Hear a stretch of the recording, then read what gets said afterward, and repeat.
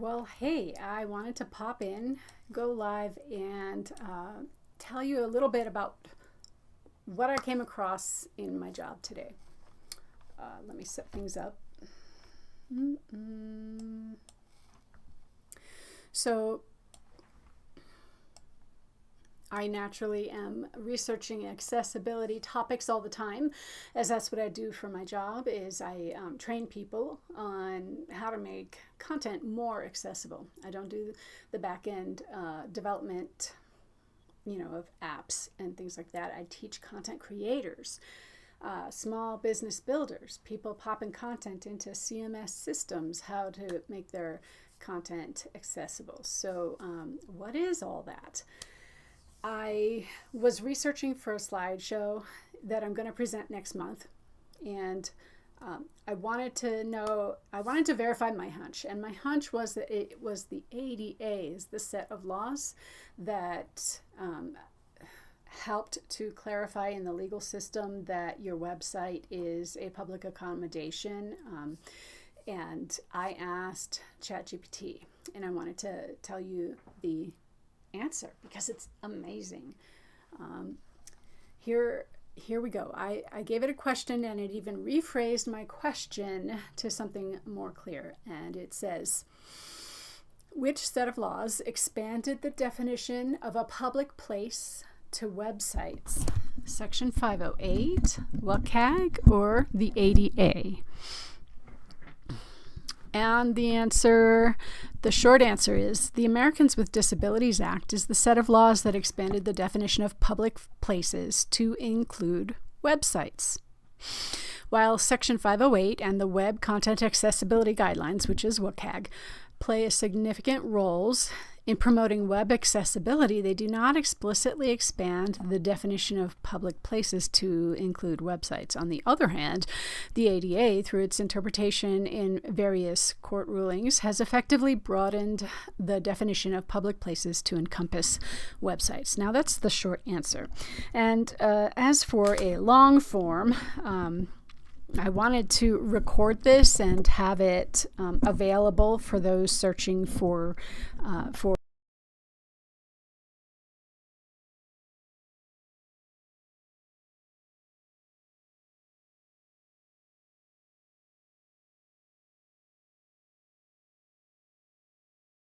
I hope your audio is still working.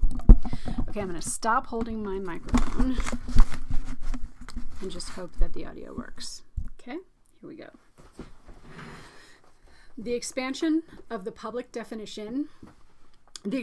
definition of public places to websites, a comparative analysis of Section 508, WCAG, and the ADA. The digital age has brought about a paradigm shift in the way we perceive and interact with the world. This shift has necessitated a reevaluation of existing laws and regulations to ensure they remain relevant and effective in the face of rapid technological advancements. One such area of reevaluation pertains to the definition of public places and their accessibility, particularly in relation to websites. This report will critically examine 3 sets of laws and guidelines: Section 508, the Web Content Accessibility Guidelines, and the Americans with Disabilities Act, ADA, to determine which has expanded the definition of a public place to include websites. Section 508 is an amendment to the United States Rehabilitation Act of 1973. It mandates federal agencies to make their information and communication technology, ICT, accessible to persons with disabilities. This includes not only federal employees with disabilities, but also all users of their services. The scope of ICT under Section 508 is broad, encompassing internet and intranet websites, PDF documents, content on DVDs and CDs, online training, webinars and teleconferences, technical support call centers, remote access websites and tools, software and operating systems, and user guides for software and tools. However, while Section 508 does include websites within its purview, It does not explicitly redefine them as public places. The law is primarily concerned with ensuring accessibility to ICT within federal agencies and potentially their vendors. It does not extend its mandate to private entities or redefine the concept of public places to include websites. Web Content Accessibility Guidelines. The WCAG, developed by Web Accessibility Initiative, WAI, of the World Wide Web Consortium, W3C, aims to make the web more accessible to people with disabilities. The guidelines apply to web content, apps, tools, publishing, and emerging technologies on the web. The WCAG provides a detailed guide to understanding and implementing accessibility standards, establishing a set of success criteria that are testable statements applicable to specific web content.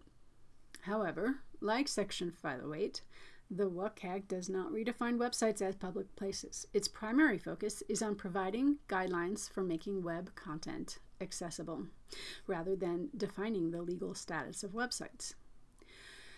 Americans with Disabilities Act, ADA.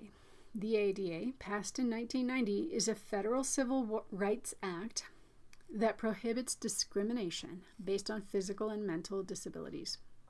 Title III of the ADA imposes accessibility requirements on private businesses, classifying them as public accommodations.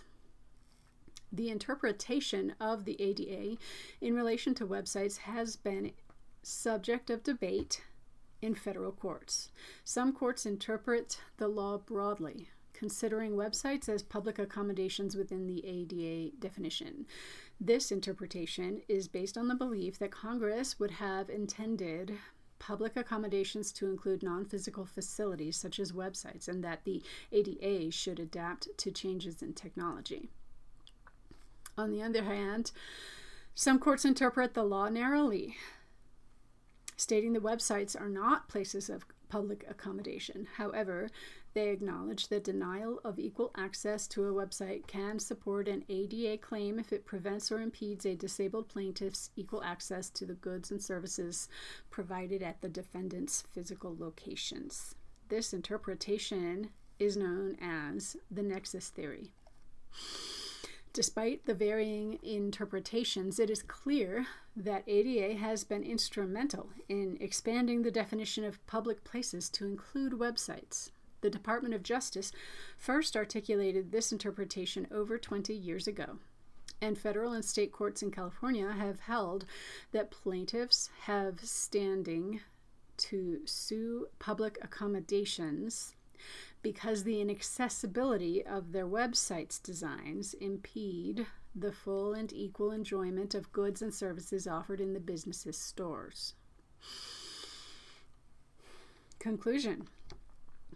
In conclusion, while Section 508 and the WCAG have played significant roles in promoting web accessibility, they have not explicitly expanded the definition of public places to include websites. On the other hand, the ADA, through its interpretation in various court rulings, has effectively broadened the definition of public places to encompass websites.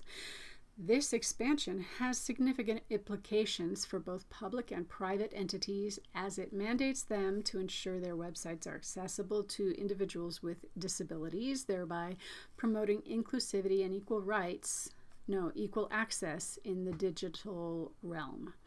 It gave me 4 footnotes, 1 to levelaccess.com and 3 to the W3C, w3.org.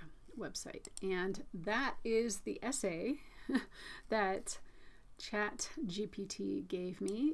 I really think that it answered the question thoroughly. And I'm going to pull up my software and stop streaming. Have a good one. Thank you so much for listening. This is Yolantis, your website mentor, just trying to clarify that point.